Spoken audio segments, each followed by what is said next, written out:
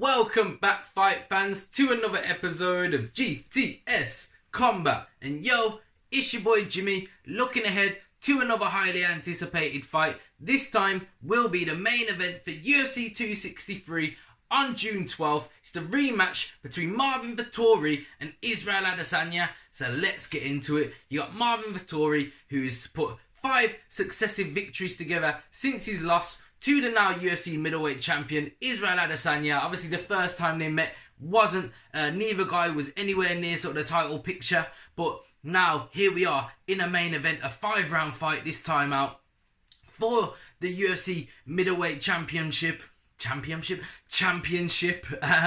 Yeah, and Marvin Vettori was probably sitting there all this time thinking, fuck me, if I didn't lose to that guy, that could have been me. I haven't lost since, and I've beat some of the top guys in the division since. So, what's to say? I wouldn't have been champ. I wouldn't have taken that path if I had won that fight. And he would have been stewing, thinking about this, sitting there, just sort of seething at the fact that he's had to sort of grind and sometimes be overlooked. And even now, people were saying Robert Whittaker should have been taking this fight instead of Vettori. But obviously, Whittaker wanting to sort of take a bit of more time out, spend some time with his family, which is fair enough. He wants to put his happiness before this whole fight game, which, you know, we should all be focused on happiness.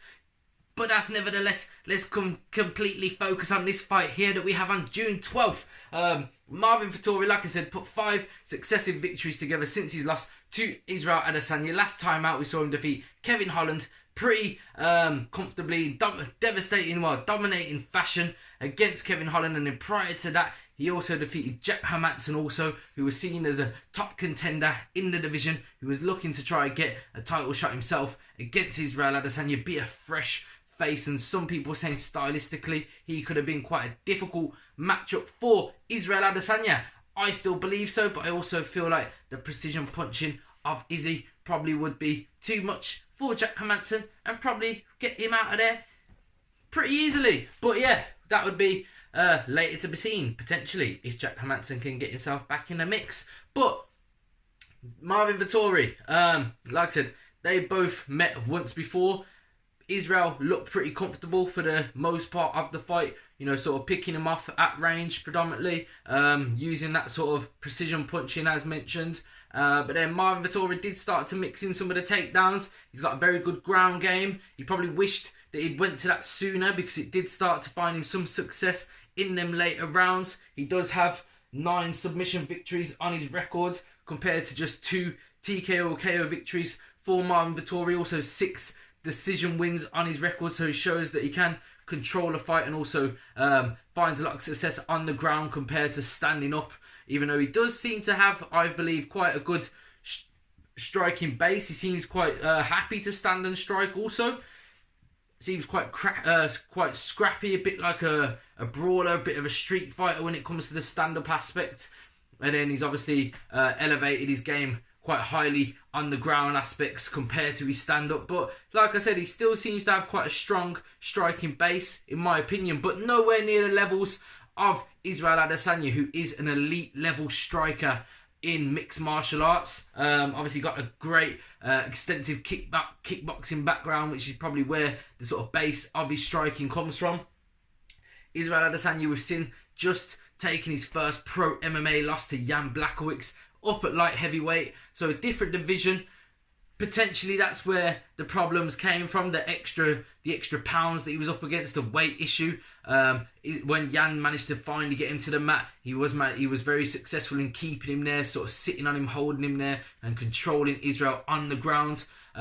Is that something? Did that write a blueprint for these middleweights to try and copy and, you know, find some success of their own against Israel? You know, we've seen people try take Izzy down in the past, down at middleweight, and he has managed to just sort of shoot back up, sort of pop straight back up or defend the takedown pretty successfully. But like I said, Marvin Vettori, this is where he did find some success in their first fight. in the sort of takedowns, in trying to get Israel to the mat and find a bit of control time against Israel to sort of bank that time on the clock, maybe try bank a round or two. Could that be an option for Marvin Vettori in this rematch where it is a 5-round fight? Let's say he could bank 2 of the first 3 rounds, so then going into them final 2 rounds, he could be, 2-1 up on the rounds potentially. Could that be a position that Marvin Vettori finds himself in? Then, Israel having to maybe, have to really put it on him, and if it goes into that final round, potentially have to find a finish even.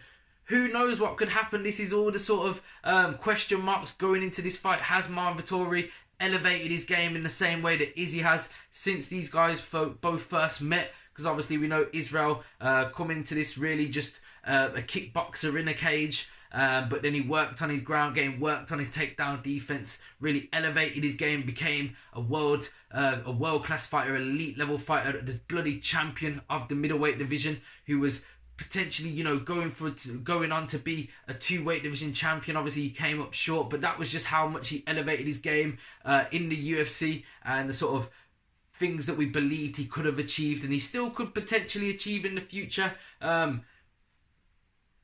There's just a lot of question marks over Vettori. What can he do in this rematch? What can he bring to the table? What can he do differently to gain control of this fight and really pull it on Israel Adesanya?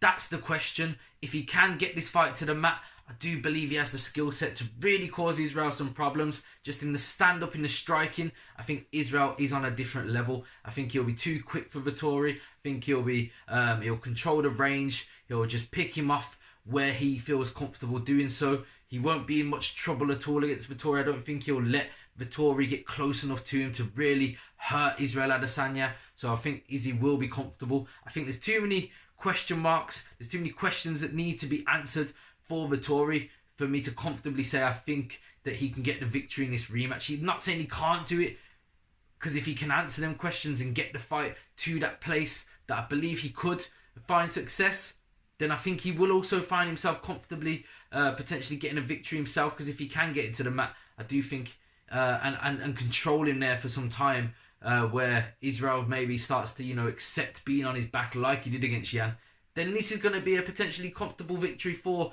Marvin Vettori. But he has to get the fight to that point to get to being comfortable in getting victory. And you're never comfortable in a mixed martial arts fight, but you know what I mean, in control of where the fight is taking place. He needs to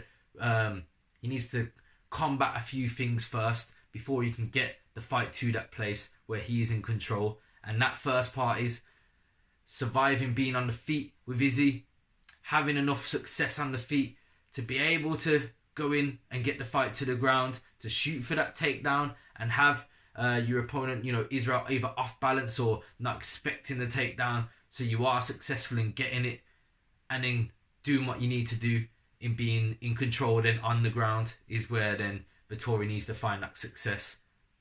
And there's a lot of ifs and buts to that happening, and that's why I'm going to back Israel Adesanya. I think the easy option is as Adesanya will defend the takedowns. If he does get a takedown, he'll pop straight back up.